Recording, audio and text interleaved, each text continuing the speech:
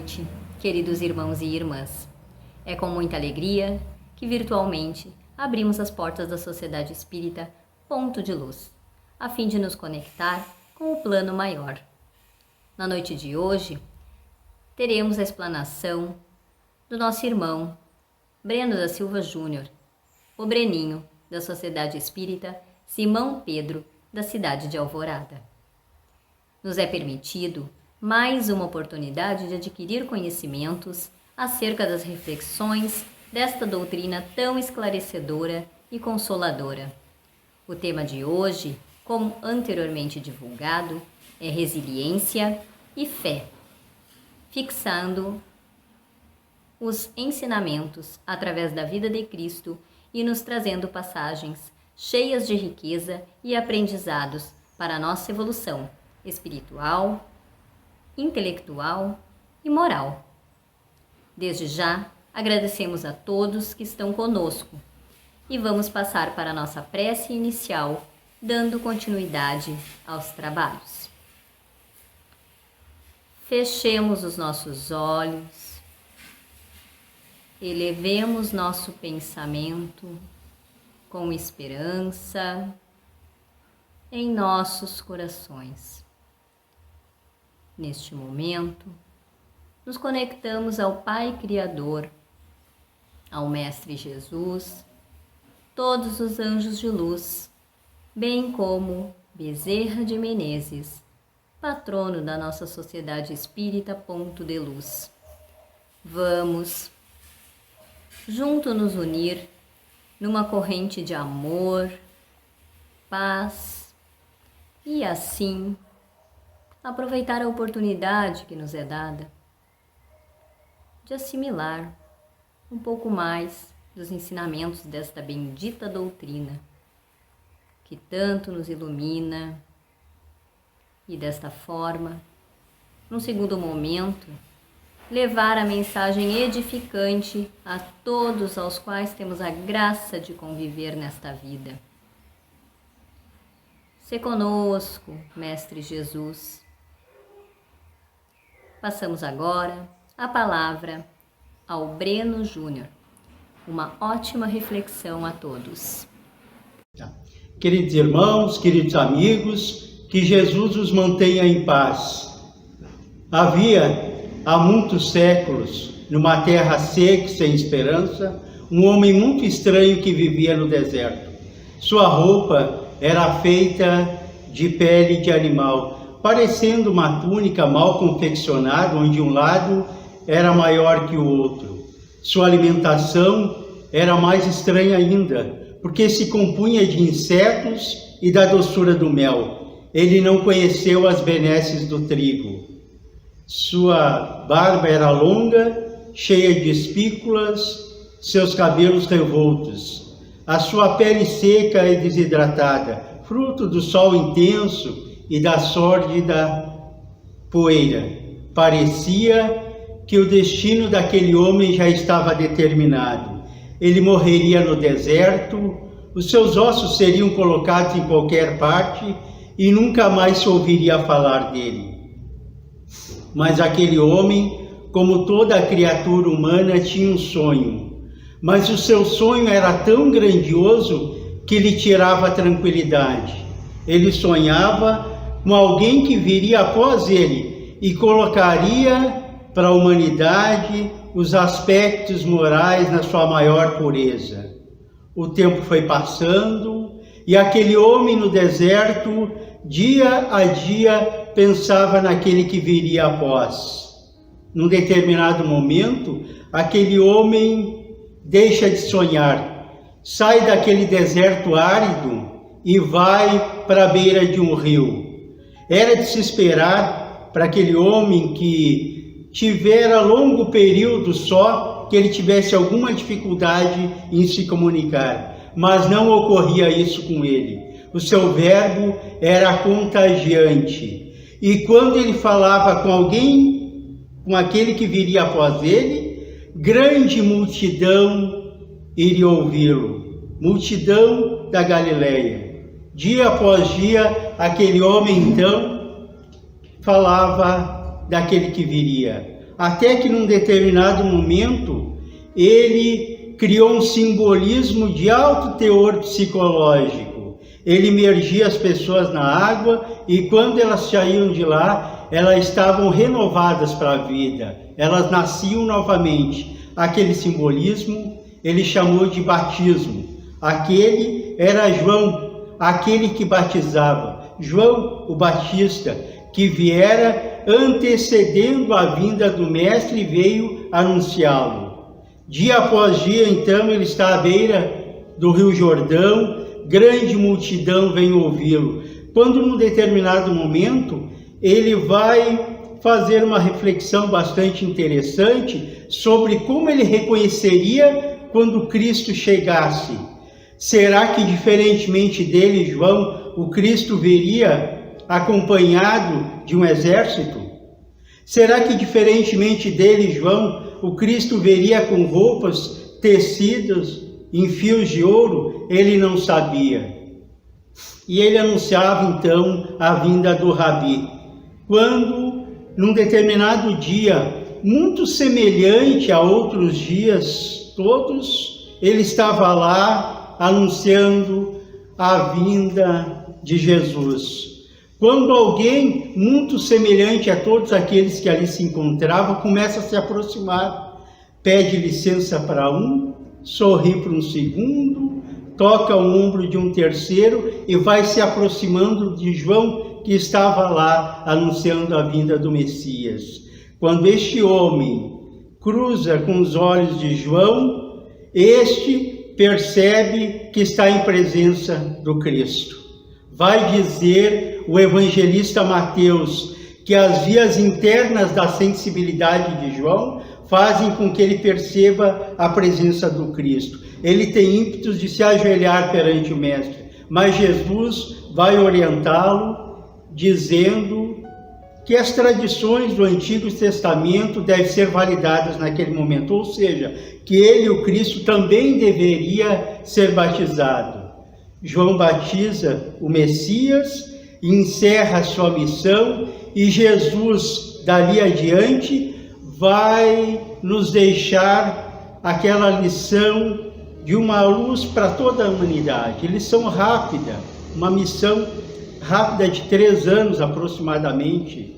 Tempos após esse encontro, o Cristo vai ter a cidade de Cafarnaum. Cafarnaum, uma das menores cidades da Galileia, formada basicamente por pequenos agricultores e por pescadores. Naquela cidade, ele vai ter um local chamado coletoria, onde tinha lá um trabalhador, um coletor de impostos, um publicano, um funcionário público de Roma. O Cristo irá olhar para aquele homem e vai fazer aquele convite que mudará a sua vida. Vinde a mim ser contador de homens no reino dos céus. Aquele homem chamado Levi deixa suas atividades e vai seguindo o Mestre, transformando-se completamente, modificando inclusive o seu nome. De Levi passa a ser Mateus.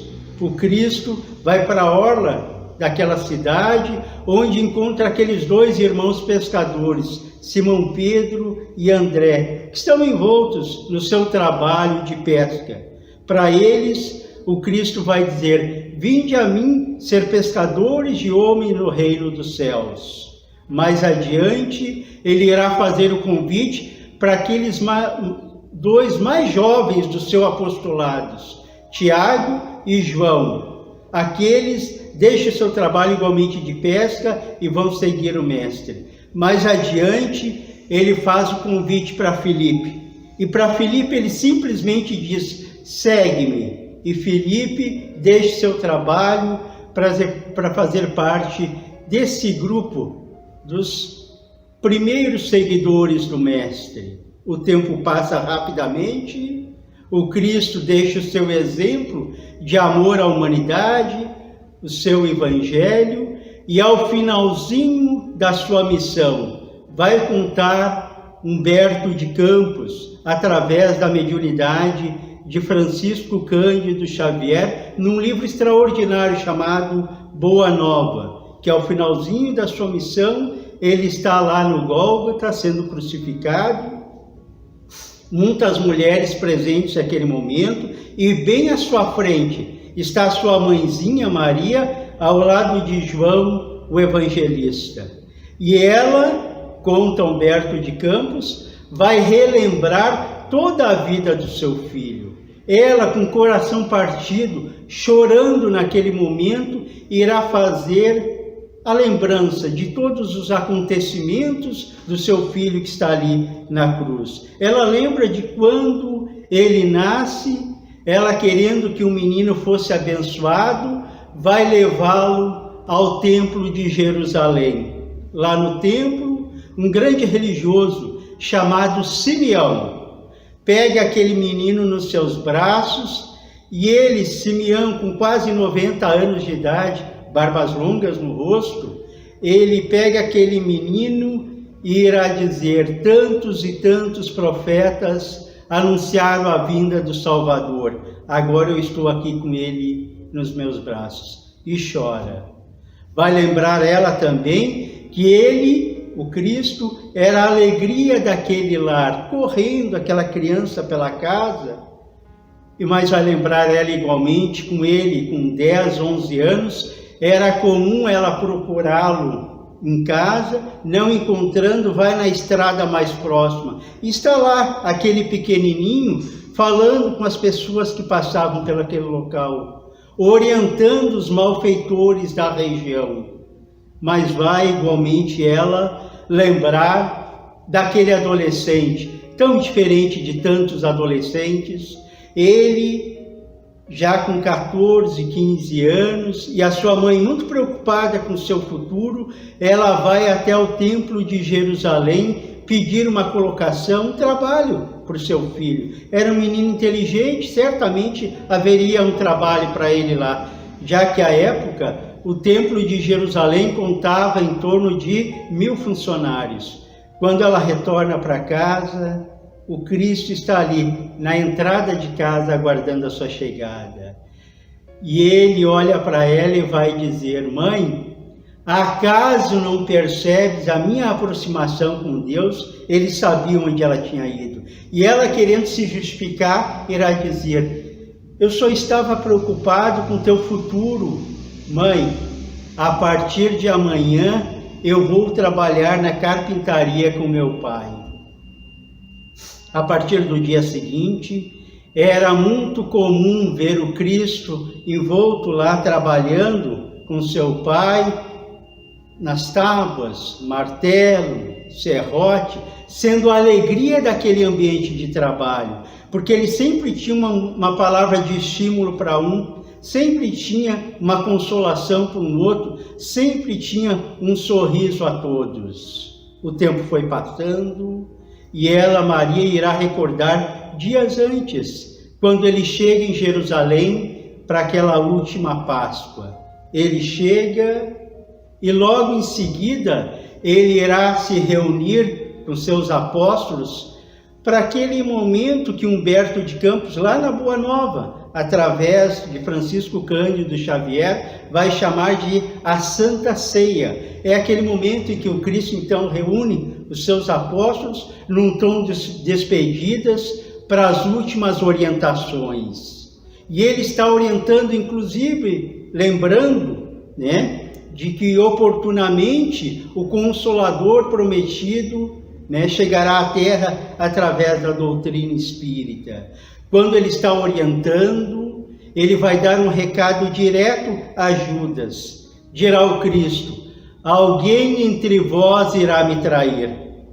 Quando ele diz isso, Simão Pedro se adianta e diz assim: Senhor, enquanto eu estiver aqui, eu não vou deixar que nada lhe aconteça.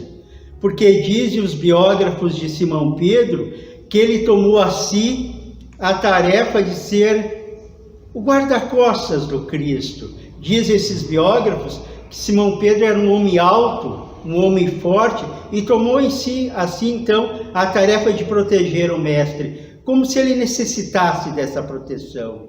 E então, quando Simão Pedro diz: Senhor, enquanto eu estiver aqui, eu não vou deixar que nada lhe aconteça. O Cristo irá dizer algo para Simão Pedro que está dizendo para nós hoje, mais de 2000 anos depois. Simão, a criatura humana é muito mais frágil que perversa. Ou seja, todos nós somos muito mais pessoas frágeis do que más. E as nossas fragilidades, ao longo de todos os tempos, estiveram voltados à nossa pouca fé, muitas vezes, ao nosso apego às questões de ordem material da vida. Simão, a criatura humana é muito mais frágil que perversa. Simão Pedro olha para o mestre e diz: Senhor, eu sou capaz de dar a minha vida por ti. E o Cristo olha para ele e diz: Simão, esta noite, antes que o galo cante, tu irás me negar por 3 vezes. Aí Simão Pedro fica quieto, certamente pensando que o mestre não o conhecia tão profundamente. Os acontecimentos se processam rapidamente. O Cristo é preso, julgado e condenado. Enquanto ele está preso, aguardando o momento do martírio, Simão Pedro fica próximo ao Sinédrio, vendo de uma possibilidade de ajudar o mestre. Quando uma senhora olha aquele homem chamado Simão Pedro e diz: prendam aquele homem, ele faz parte desse grupo do Galileu. Ele disse: não, eu não conheço este homem, e ele vai saindo. Quando ele está mais afastado um pouco, alguém diz: aquele pescador faz parte desse grupo que estão com o Cristo. Ele disse: não, eu não conheço este homem. E ele sai da cidade. Quando ele está lá adiante, alguém ao vê-lo diz assim: prendam este homem, ele faz parte do grupo do Galileu. Ele disse: não, eu não o conheço. Quando ele diz isso, ele ouve o galo cantar lá adiante. E ele irá chorar como nunca antes chorou. E esses acontecimentos nós conhecemos ditos pelo próprio Simão Pedro. O tempo passa, o Cristo retorna à espiritualidade, e Maria, que está ali ao lado de João, o evangelista, irá para uma cidade às margens do mar Egeu chamada Éfeso. Quando eles vão para Éfeso, Maria e João, eles procuram em Jerusalém um menino morador de rua chamado Inácio. Este menino irá se apresentar no Evangelho segundo o Espiritismo, capítulo 8, quando Cristo irá chamar assim as criancinhas para abençoá-lo. Uma dessas crianças que recebe a bênção do Mestre é chamado de Inácio. Então, Maria, junto com João, levam Inácio junto à cidade de Éfeso. Maria fica numa casinha muito simples, às margens do mar Egeu, enquanto João, acompanhado de Inácio, irá pregar o Evangelho em todo o Oriente. Quando Maria se estabelece naquela casinha muito simples, ela é reconhecida pelas pessoas da região. Então, dia após dia, é muito comum um grupo grande de pessoas, de peregrinos, irem buscar uma orientação. Quem é que não gosta de uma orientação de uma mãezinha tão santa como aquela? Quem é que não gosta de uma palavra de consolo? Então vinha aquela fila de peregrinos ouvir algum consolo de Maria. Ela orientava a todos, à noite sozinha, chorava de saudade dos seus filhos. No outro dia, o atendimento àqueles peregrinos que a buscavam. E ela já tinha mais ou menos algo que ela dizia a todos eles: filho, isto também passa. À noite, sozinha, grandes saudades. Até que num determinado dia, ela atende aquele grupo grande de peregrinos. Quando chega o último, ela já está cansada, ela começa a falar, mas é aquele peregrino que fala primeiro. E ela reconhece aquela voz, ela olha nos punhos as marcas, ela está em presença do seu filho, o Cristo está ali. Ela tem ímpetos de se ajoelhar perante seu filho, mas é ele que se ajoelha perante a sua mãezinha. O nosso governador espiritual da terra ajoelhado perante a sua mãe. E ele vai falar de Deus, vai falar da misericórdia divina, vai falar da grande amorosidade, né, de Deus por todos nós que estamos aqui na terra. Lembrando ele, o Cristo, para sua mãe, mas lembrando para nós outros que nenhum de nós é um coitadinho que está jogado à própria sorte. Não, nós temos Deus e a sua justiça na nossa caminhada. O Cristo se despede, vai embora, Maria fica sozinha e à noite ela desencarna naquela casinha simples. No limiar da espiritualidade, ela é recepcionada por uma pleiade de espíritos superiores. E eles perguntam onde ela quer ir, o que ela quer, e ela pensa assim, eu sei que neste momento, em Roma, estão sendo martirizados cristãos, eu quero ir até Roma. Maria, acompanhada pelaquele grupo grande de espíritos superiores, vão a Roma. Eles chegam lá numa prisão, onde um grupo grande de idosos, de senhoras, de jovenzinhos, estão aguardando o momento de entrar no circo romano e serem martirizados pelas feras. Maria observa bem ao canto da prisão uma jovenzinha muito pensativa. Ela se aproxima daquela jovem e pelas vias da mediunidade, aquela menina percebe o que ela irá dizer. Filha, não temas, nós estamos aqui. Cante, filha, cante. Aquela mocinha começa a cantar aqueles hinos religiosos, aquelas canções de grande fundamento evangélico. E ela é acompanhada pelaquele grupo grande de pessoas que vão entrando no circo romano para serem martirizados e se tornando com isso aqueles cristãos, não é, de um primeiro momento. Quando Maria, João Evangelista e Inácio vão ter a cidade de Éfeso, Maria fica lá naquela cidade e João, junto com Inácio, vão pregar o Evangelho. Aquele menino chamado Inácio se torna um dos grandes trabalhadores em nome do Cristo. Ele vai participar de uma igreja primitiva, né, na cidade de Antioquia, que atualmente fica na Turquia, formando aquele núcleo, não é, de grande amor e atendimento ao próximo. Lá naquele local, Inácio vai promover, entre aspas aqui, curas espetaculares, verdadeiros milagres em nome do Cristo. E vai dizer Humberto de Campos, Emmanuel, através da mediunidade de Francisco Cândido Xavier, no livro Paulo e Estevão, e na introdução do livro Mecanismos da Mediunidade, que Inácio, lá na igreja primitiva de Antioquia, tinha um trabalho extraordinário em nome do Cristo, e fenômenos mediúnicos maravilhosos ocorriam naquele local. Fenômenos esses de materializações de espíritos, de voz diretas da espiritualidade.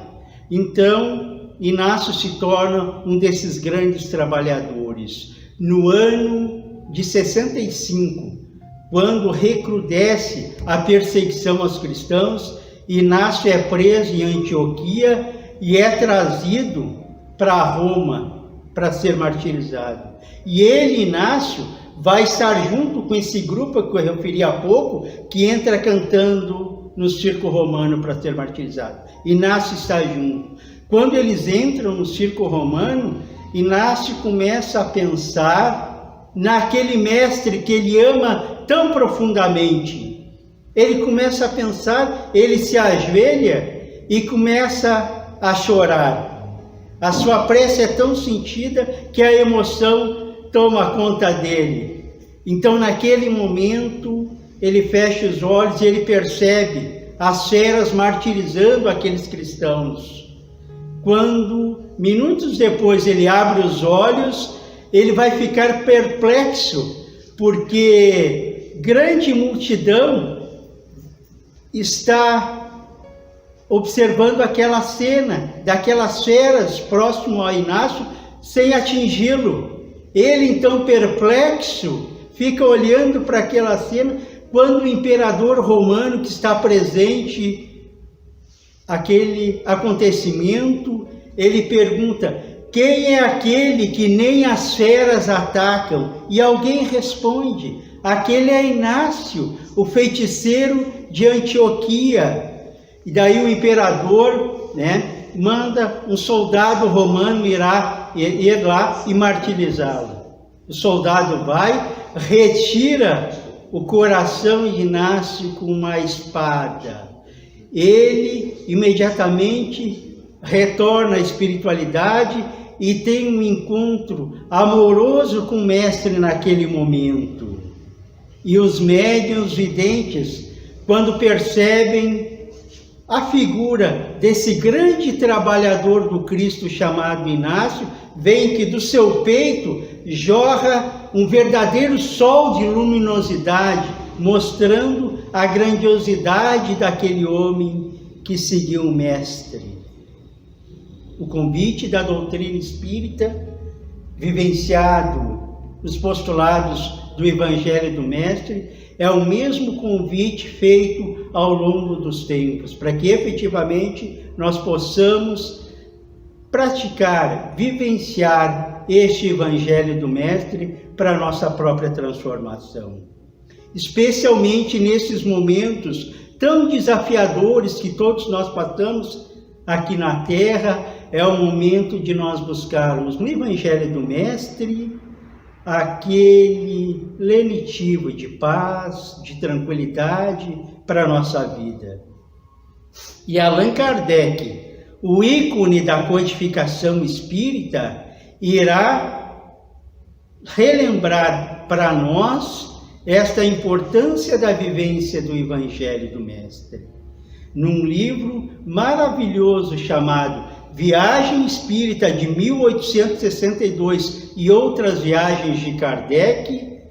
O codificador irá fazer a lembrança da importância da vivência do Evangelho do Mestre. Porque o que ocorre?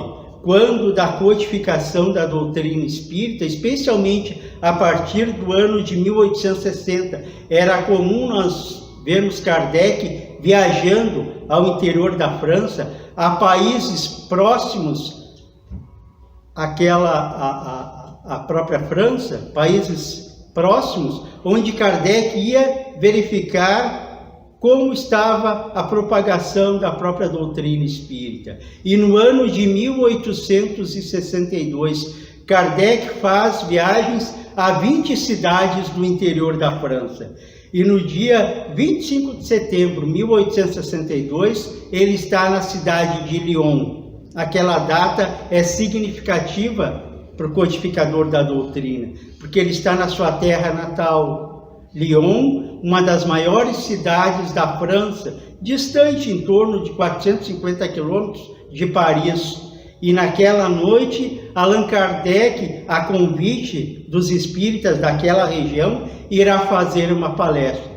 As palestras que Kardec fazia à época eram palestras que tinham 1 hora de duração, e após o término da palestra era comum ele abrir para perguntas, o que era muito comum e necessário, porque se hoje muitas pessoas ainda têm dúvidas sobre a nossa querida doutrina espírita, imagina aquela época quando ela estava se estabelecendo. Era mais natural que as pessoas tivessem muito mais dúvidas. Então Kardec fazia a palestra e depois abria para perguntas. E um dos nossos irmãos lá da cidade de Lyon irá fazer uma pergunta bastante interessante para o codificador. Diz o nosso companheiro lá da cidade: como nós espíritas seríamos reconhecidos? Porque para muitas pessoas à época, nós seríamos reconhecidos por algum traço anatômico. Para muitos outros, nós seríamos reconhecidos por usar determinados trajes. E Kardec diz que não. Nós seríamos reconhecidos por muito nos amarmos e por vivenciarmos e praticarmos o Evangelho do Cristo. E essa afirmativa do codificador é tão significativa que no início da sua palestra daquela noite para os irmãos de Lyon, ele vai falar algo bastante interessante. Vai dizer Kardec que existe 3 tipos de espíritas. Existe aquele primeiro tipo de espírita que reconhece todo o conteúdo da doutrina espírita. Ele sabe o que é reencarnação, lei de ação e reação, ou de causa e efeito, Deus, né, mediunidade. Então existe esse primeiro tipo que conhece, né, todos os postulados da doutrina espírita, mas não vê nenhuma inserção moral para esse conhecimento, não vê nenhum traço moral para esse conhecimento. Então é aquele tipo de espírita, né, que muitas vezes vai à casa espírita, mas pensa assim, bom, eu vou lá hoje porque eu preciso trocar de carro, eles podem me ajudar, eles seriam os espíritos. Bom, eu vou lá hoje na casa espírita porque eu vou fazer uma fezinha lá adiante, vá que eles me ajudem. Então esse não vê consequências morais nenhuma na doutrina espírita. Existe aquele segundo tipo de espírita. Esse a gente encontra muito comumente na casa espírita. É aquele que reconhece todo o conteúdo da doutrina espírita, vê grande fundamentação moral para este conteúdo, mas para o outro, não para ele. Sempre é para o outro, nunca é para ele. Este a gente seguido encontra na casa espírita. É quando a gente termina a palestra, por exemplo, e a gente está saindo por ali, quando vem o nosso irmão e diz assim, mas que palestra o senhor fez? O senhor falou tudo que a minha esposa tinha que ouvir, é uma pena que ela não está aqui hoje. Ou a gente termina a palestra, está saindo, vem a nossa irmã e diz, mas que palestra! O senhor falou tudo que o meu marido tinha que ouvir, é uma pena que hoje ele não veio.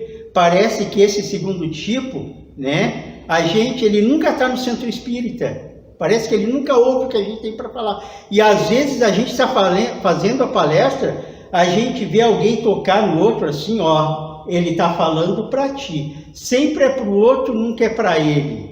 E existe o terceiro tipo de espírita. Esse certamente somos nós. É aquele que reconhece todo o conteúdo da doutrina espírita, vê grande fundamentação moral nesse conteúdo e se transforma.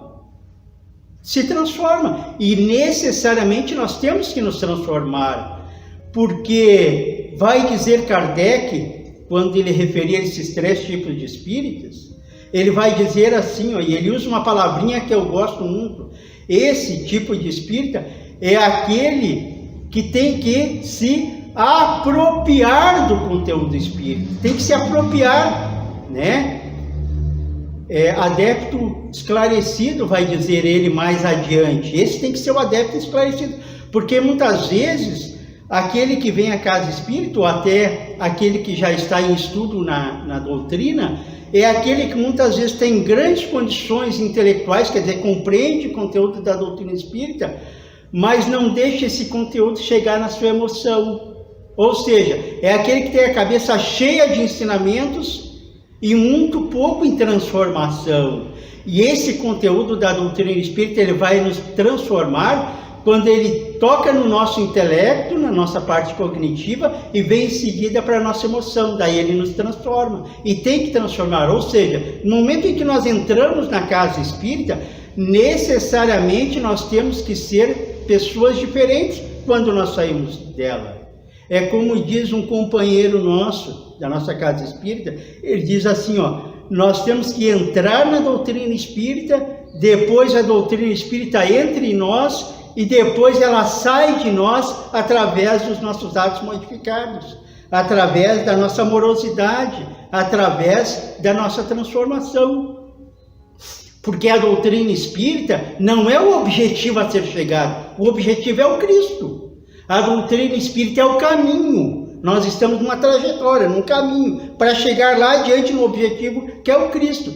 Claro que neste caminho, nós enxergamos as placas do caminho: reencarnação, pluralidade dos mundos habitados, comunicabilidade dos espíritos, Deus, mediunidade. Estamos caminhando para chegar lá adiante no Cristo. E aí é que reside muitas vezes as nossas grandes dificuldades. Porque muitas criaturas no nosso movimento espírita se colocam, vou dar um exemplo para vocês, como aquela pessoa que está doente e vai ao médico. Ela está doente, vai ao médico, o médico recomenda um medicamento, né? Dá a receitinha lá, a pessoa vai na farmácia, compra o medicamento e toma. Mas muitos fazem assim, está doente, vai ao médico, o médico prescreve a medicação, a pessoa compra, leva o medicamento para casa, coloca lá no armário, fica olhando para o medicamento e diz assim, me cura, me cura. Se nós não tomarmos o medicamento, nós não vamos ser curados. E qual é o nosso grande medicamento aqui? Estou colocando entre aspas, porque por óbvio que eu não estou falando tão somente do corpo físico, mas estou falando do ser integral que nós somos. Então, o grande medicamento para todos nós é a vivência do Evangelho do Cristo. E o que muitos fazem? Coloca o livrinho lá na estante, fica olhando para ele e diz assim, me cura, me cura. E ele não vai curar se nós não colocarmos em prática os ensinamentos contidos ali. E colocar em prática estes ensinamentos dentro da casa espírita ou do templo religioso que for, ele é mais fácil. Nós ficamos 1, 2 horas por semana dentro da casa espírita, estamos em presença de criaturas, irmãos nossos, que pensam mais ou menos como nós, temos objetivos comuns. Então, vivenciar o Evangelho do Cristo dentro do templo religioso é muito fácil, mas o grande desafio para todos nós que estamos aqui é vivenciá-los fora do centro espírita.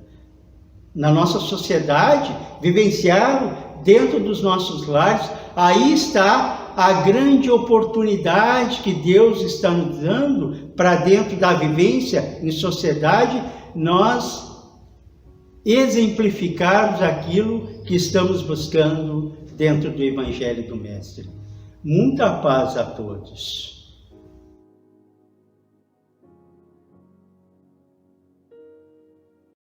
Vamos agora fazer a nossa prece de encerramento dos trabalhos da noite de hoje. Fechemos nossos olhos, serenemos o nosso coração, elevemos nosso pensamento ao Divino Mestre Jesus, ser de amor, bondade e justiça, exemplo de caridade, compaixão e misericórdia para com todos. Que a tua luz nos envolva, nos ampare e acolha em todos os desafios aos quais vivenciamos em nossas vidas. Que tenhamos a fé, a coragem de seguir teus exemplos, certos de que recebemos aquilo que necessitamos e sempre será o melhor aos olhos do Pai Criador. E também dos teus, mensageiro Jesus. Obrigado por podermos chegar ao fim de mais um dia, por todo o aprendizado, através das palavras do Breno, que serenamente nos trouxe reflexões pertinentes e edificantes para os nossos corações. Nosso muito obrigado. Lembremos também das nossas famílias, familiares, amigos, todas as pessoas que se encontram acamadas, adoecidas do corpo e da alma, aquelas que atentam contra suas próprias vidas, a todos os profissionais da área da saúde, pelos nossos governantes, as pessoas desempregadas, por nossos irmãos moradores de rua. Pedimos pela paz no nosso planeta. Neste momento, os convido a fazer seus pedidos e também agradecimentos aos quais cada um sentir vontade.